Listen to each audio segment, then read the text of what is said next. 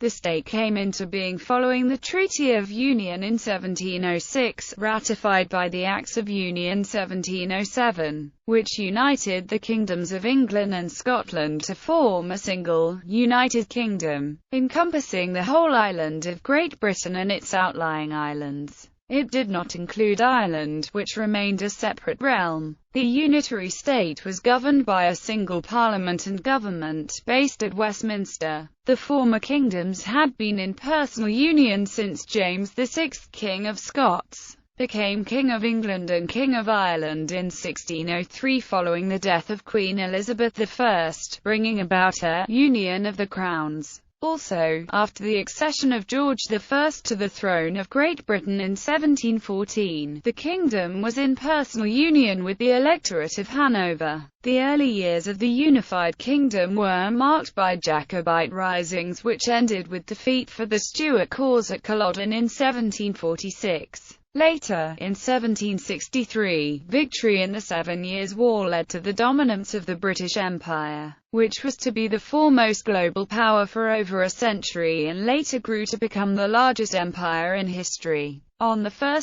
January 1801, the kingdoms of Great Britain and Ireland merged to form the United Kingdom of Great Britain and Ireland. In 1922, 5/6 of Ireland seceded from the United Kingdom, and the state was renamed the United Kingdom of Great Britain and Northern Ireland, its formal name at present. Etymology. The name Britain descends from the Latin name for the island of Great Britain, Britannia or Britannia, the land of the Britons via the Old French Bretagne and Middle English Bretagne.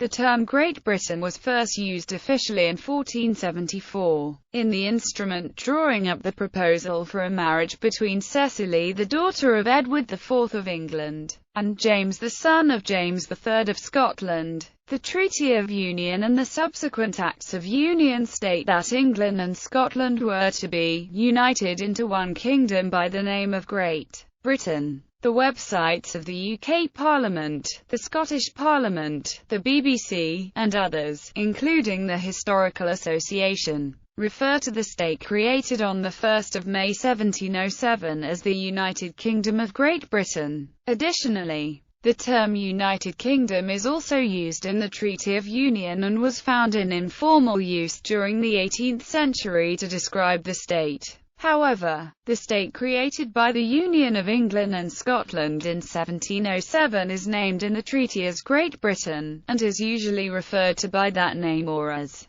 the Kingdom of Great Britain. Extent. The new state created in 1707 included the island of Great Britain, together with the many smaller islands that were part of the kingdoms of England and Scotland. The Channel Islands and the Isle of Man were never part of the Kingdom of Great Britain, although by the Isle of Man Purchase Act 1765 the British Crown acquired suzerainty over the island from Charlotte Murray, Duchess of Atholl. Political structure. The kingdoms of England and Scotland, both in existence from the 9th century, were separate states until 1707. However, they had come into a personal union in 1603, when James VI of Scotland succeeded his cousin Elizabeth I as King of England under the name of James I.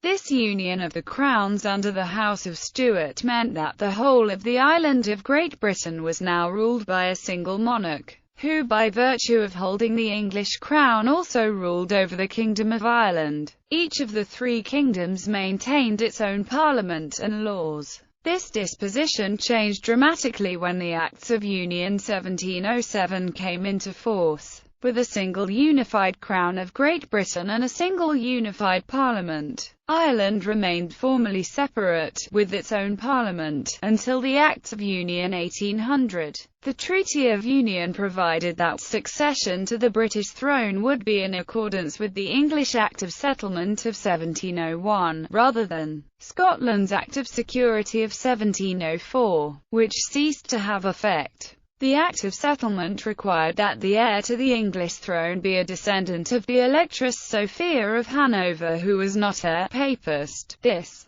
brought about the Hanoverian succession only a few years after the Union. Legislative power was vested in the Parliament of Great Britain, which replaced both the Parliament of England and the Parliament of Scotland. In practice it was a continuation of the English Parliament, sitting at the same location in Westminster, expanded to include representation from Scotland. As with the former Parliament of England and the modern Parliament of the United Kingdom, the Parliament of Great Britain was formally constituted of three elements: the House of Commons, the House of Lords, and the Crown. The right of the English peerage to sit in the House of Lords remained unchanged, while the disproportionately large Scottish peerage was permitted to send only 16 representative peers, elected from amongst their number for the life of each parliament. Similarly, the members of the former English House of Commons continued as members of the British House of Commons.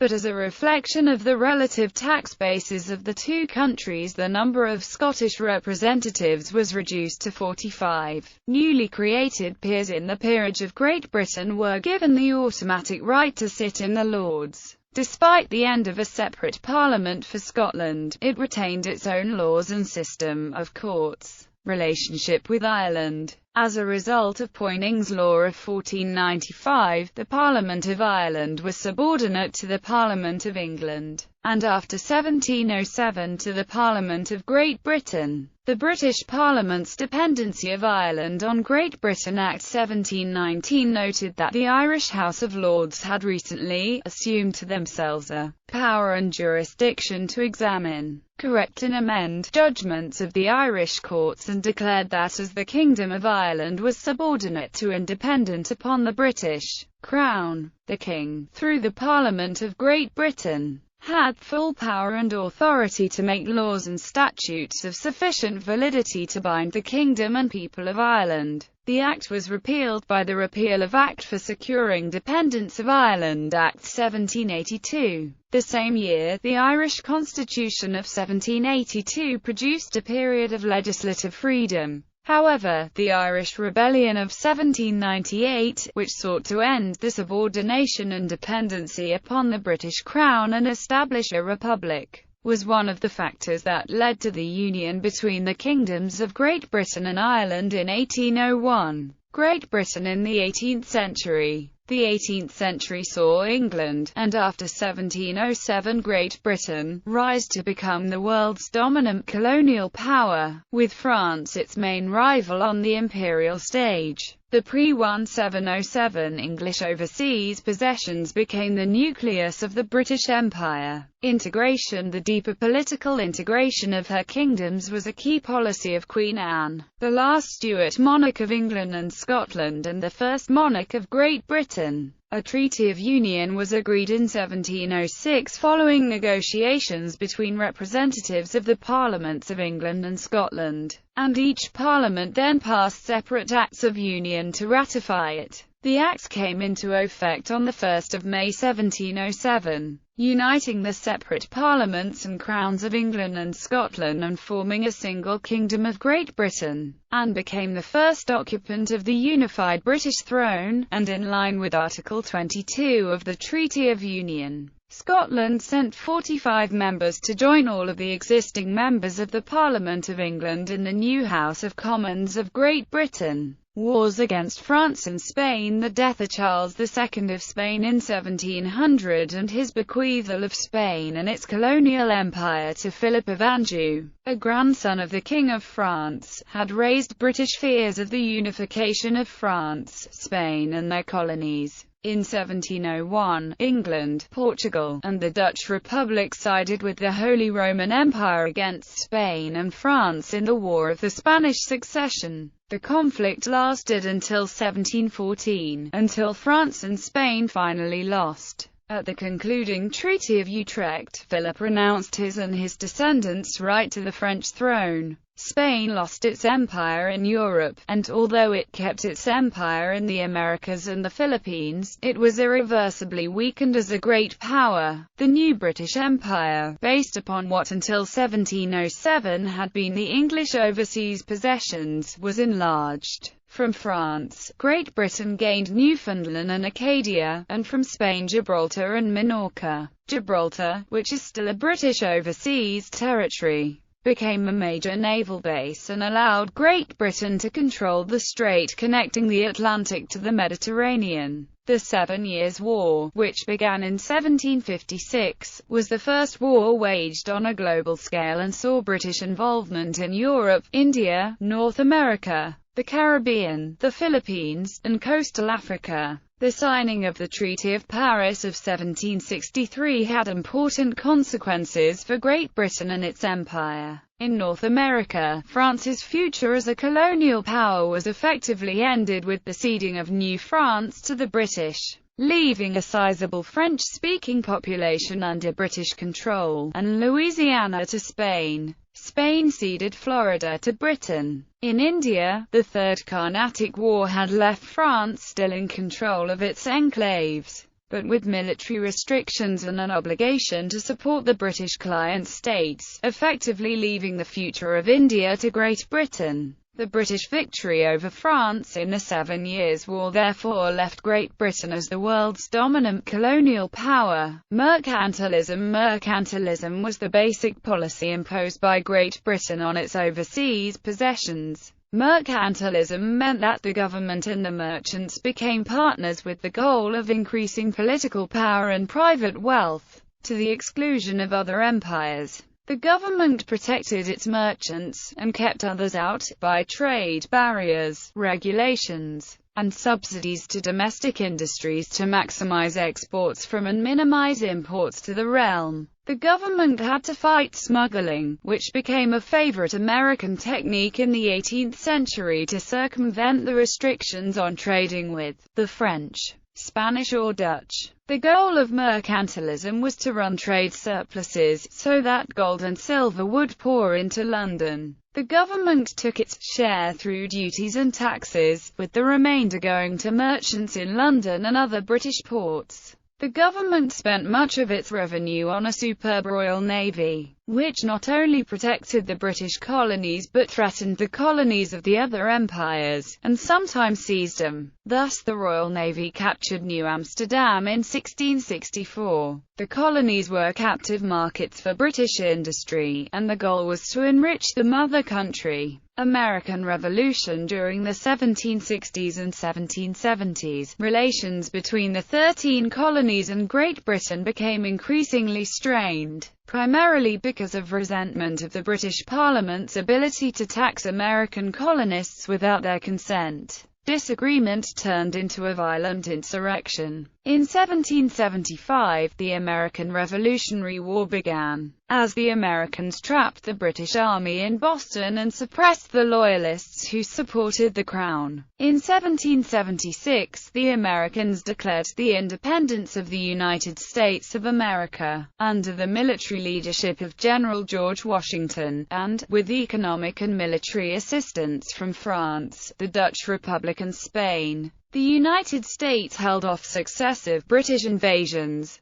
The Americans captured two main British armies in 1777 and 1781. After that, King George III lost control of Parliament and was unable to continue the war. It ended with the Treaty of Paris, by which Great Britain relinquished the 13 colonies and recognized the United States. The war was expensive, but the British financed it successfully. Canada. After a series of French and Indian wars, the British took slices of France's North American colonies, finally acquiring all of them in 1763. The former French colony of Canada was renamed Quebec. London's policy was to respect Quebec's religious heritage, even though it was Catholic, as well as its legal, economic and social systems. By the Quebec Act of 1774, Quebec was enlarged to include the western holdings of the American colonies. In the American Revolutionary War starting in 1775, the British made Halifax, Nova Scotia its major base for naval action. After the American victory, between 40,000 and 60,000 defeated Loyalists migrated, some bringing their slaves. Most families were given free land to compensate their losses. Several thousand free blacks also arrived, most of them later went to Sierra Leone in Africa. The 14,000 Loyalists who went to the St. John and St. Croix River valleys, then part of Nova Scotia, were not welcomed by the locals. Therefore, London split off New Brunswick as a separate colony in 1784. The Constitutional Act of 1791 created the provinces of Upper Canada and Lower Canada to diffuse tensions between the French and British communities, and implemented governmental systems similar to those employed in Great Britain, with the intention of asserting imperial authority and not allowing the sort of popular control of government that was perceived to have led to the American Revolution. Second British Empire. The loss of the 13 colonies, Great Britain's most populous overseas possessions, which became the United States, marked the transition between the First and Second Empires, in which Britain shifted its attention away from the Americas to Asia, the Pacific and later Africa. Adam Smith's Wealth of Nations, published in 1776, had argued that colonies were redundant, and that free trade should replace the old mercantilist policies that had characterized the first period of colonial expansion, dating back to the protectionism of Spain and Portugal. The growth of trade between the newly independent United States and Great Britain after 1781 confirmed Smith's view that political control was not necessary for economic success. India. During its first century of operation, the focus of the East India Company had been trade, not the building of an empire in India. Company interests turned from trade to territory during the 18th century as the Mughal Empire declined in power and the East India Company struggled with its French counterpart,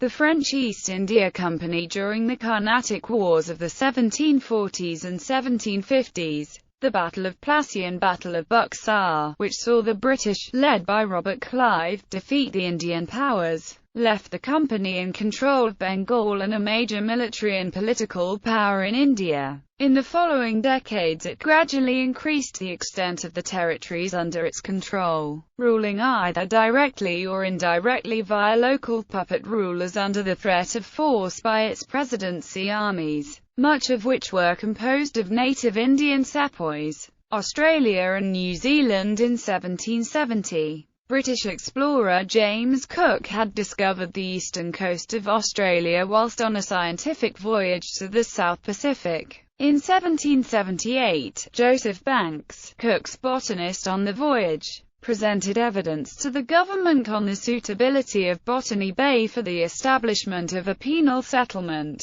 Australia marks the beginning of the Second British Empire. It was planned by the government in London and designed as a replacement for the lost American colonies. The American loyalist James Matra in 1783 wrote a proposal for establishing a settlement in New South Wales, proposing the establishment of a colony composed of American loyalists, Chinese and South Sea Islanders. Matra reasoned that the land country was suitable for plantations of sugar, cotton and tobacco. New Zealand timber and hemp or flax could prove valuable commodities, it could form a base for Pacific trade, and it could be a suitable compensation for displaced American loyalists. At the suggestion of Secretary of State Lord Sydney, Matra amended his proposal to include convicts as settlers, considering that this would benefit both economy to the public and humanity to the individual.